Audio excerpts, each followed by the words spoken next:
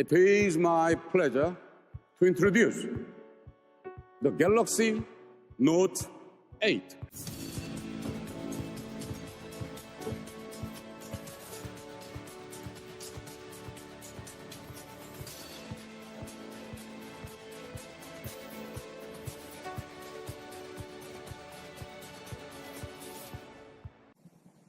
Well, let's hope it doesn't explode.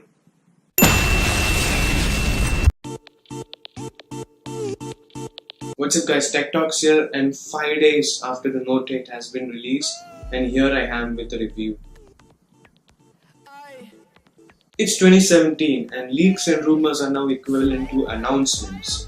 And 2017 is filled with leaks and rumors. You have your iPhone 8, you have your Samsung Galaxy S8, the Google Pixel 2s and the Note 8, which, come to think of it, is in a very anticipated device ever since the... Okay, let's see how far I go without making explosion jokes. If you didn't know, a few months ago there was a Note Fan Edition, which was basically a Note 7 with a smaller battery, and basically it was supposed to be reminiscent to the Note 7, if you didn't know, and it was basically meant for the Note lovers or the Note 7 fans. And it's pretty safe to say that because of its smaller battery it wouldn't explode, and the Note 7 was a booming device. In fact, it could have been the best phone of 2016 and my personal favorite if it weren't for the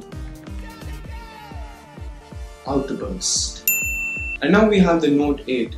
Now everyone was wondering if the Note lineup is going to continue ever since the Note 7 explosion, but apparently now we do have the Note 8, and there's a surprising reason as to why the Note is continuing. Actually, it's kind of unsurprising actually. The live event was a blast. Just watching it was apparently amazing. I guess it's one of the best live events I've ever watched, because not only do you have some hardware and software announcements, but you also have a touching message. Not always do you have a life lesson being implemented in a tech event. I love the fact that the Note 8 was meant for Note lovers and people who still believed in Samsung that they could do the right things, and that was actually a pretty good thing. So moral of the story, don't give up. Seriously, the Note 7 was a great device, but ever since the fiasco, we know what happened. But will the Note 8 be its avenger or the fuel to the fire? Well, let's find out. So many people tend to look at this and say that it's an S8 Plus Plus or an S8 with a pen. I'm looking at you, John from TLD. S8 with a pen. But when you actually get your hands on it and actually use it for some time, you'll find out that this is not actually true. So first off, let's start off with the hardware of the Note 8. So we pretty much know that the Note lineup has been known for its juicy and better hardware than the Galaxy S lineup. Well, in this case, the Note 8 is actually pretty stunning. So it comes with a Super AMOLED capacitive touchscreen 6.3-inch display with a 1440x2960p display. And the screen is actually breathtaking with its new cinematic display and the contrast and aspect ratio of 18.5:9. And from the S8 we get the Infinity display, which has been implemented into the Note 8, and the bezel-less look adds on to the minimalism and beauty of the screen. And the Notes have always been about beautiful, big, juicy screens. But another thing that separates the Notes from the S lineup is the S Pen. And now with the Note 8, the S Pen is basically the heart and soul of the device, according to Samsung at least. And I feel too that it is actually the heart and soul of the device. I mean, not much of a difference with the pen. I mean, the pen is more sleeker and the tip is more finer and thinner. Okay, first off, if they wanted to implement and use and do something with the S Pen, why did you have to rip off iMessages? We created Live Message, a new feature that lets you put some self back in self-expression. With Live Message, you can animate anything you write or draw, or add personal messages to photos. Perfect. Looks good. Now, I'm going to take my S Pen out. let's get back to that picture. I'm going to take my S Pen out, click on Live Message, select that picture that we just took from my gallery. I'm not going to lie, the sparkle pen is my favorite. I mean, yeah, it's live message and all. I mean, Samsung is trying to make their own apps, but you started off with copying Google's applications and now you want to start off with Apple's? Anyway, remember the always on display? Well, now with the Note 8, you can do a lot of things, especially with the S Pen. So the S Pen allows you to write down memos, to-do lists, reminders, personal messages, and will all appear on your always on display.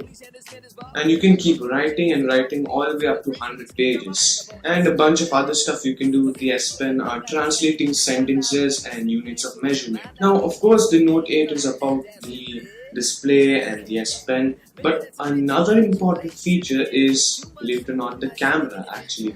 And the Note 8 wasn't always about the camera until now. This is now the first Note to have dual cameras, and this is actually a pretty good camera. I think it's the best camera yet on a smartphone. I'm not really sure, but come to think of it, it is actually pretty good.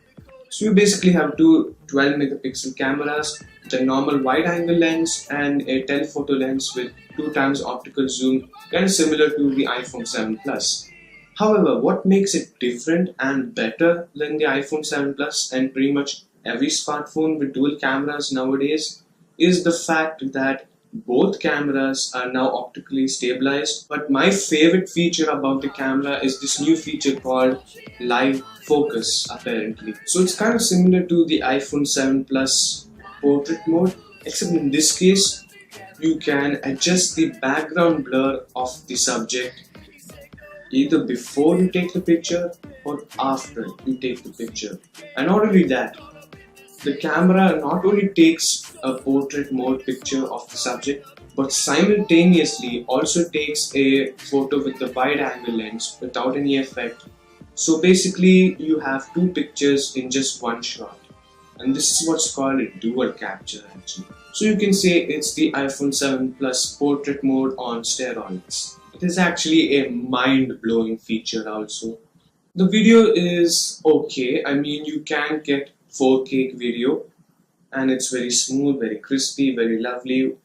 Just insert some random adjectives that are good. And now the Note 8 comes with a relatively smaller battery, in fact smaller than the S8 Plus, with a 3300 mAh battery. And this is of course no surprise because of the... Now it comes with expandable storage up to 256 gigabytes and comes preloaded with 64 gigabytes as the base model. And here comes the most boring part, which is according to many other people. So it comes preloaded either with an Exynos 8895 or a Qualcomm Snapdragon 835. It comes with an octa-core CPU and an Adreno 540 GPU. And also another most important thing to know about the hardware is it comes with a 6 GB of RAM. 6 gigs. I mean, this is just innovative and revolutionary.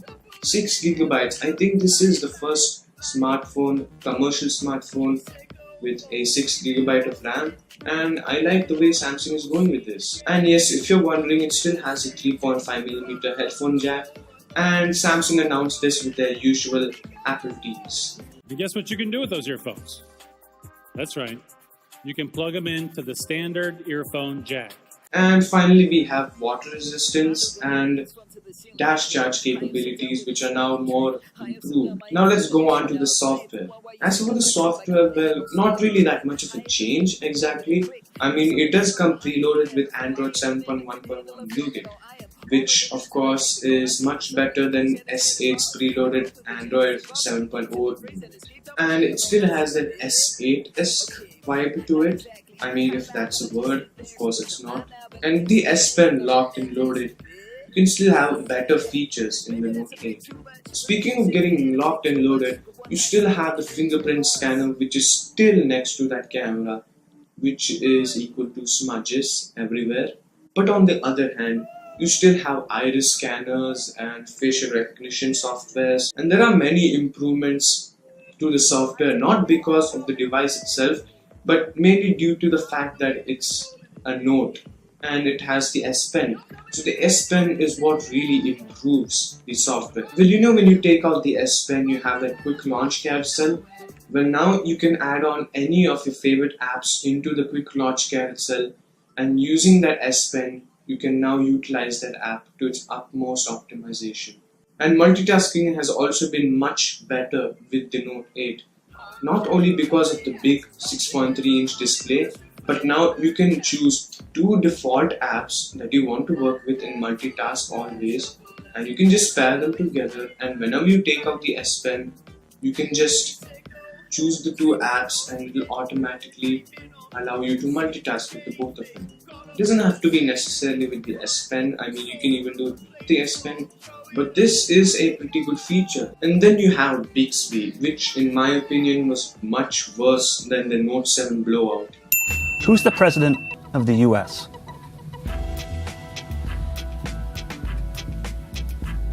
It's 59 with lots of sunshine today. But now, according to Samsung, Bixby is now new and improved with new commands and new improvements. I'm not really sure, but I'm just gonna let Bixby grow up a little bit. And then you have some improved capabilities to Samsung DeX, nothing really that much about it. And that's basically it about the Note 8 that you all have to know about. And it will be coming out on September 15th and will be preloaded with premium AKG earphones. It is now available for pre-order depending on when you watch this video. And you better start saving money because it's going to cost a lot of bucks.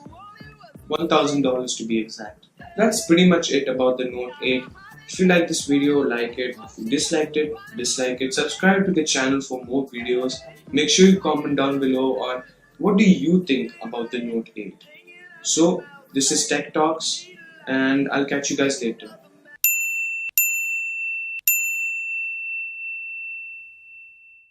So the S Pen allows you to write down memos, to-do lists, reminders, then the S Pen allows you to write down memos, to-do lists, reminders, personal messages. In the wind, the fire down the hatch again.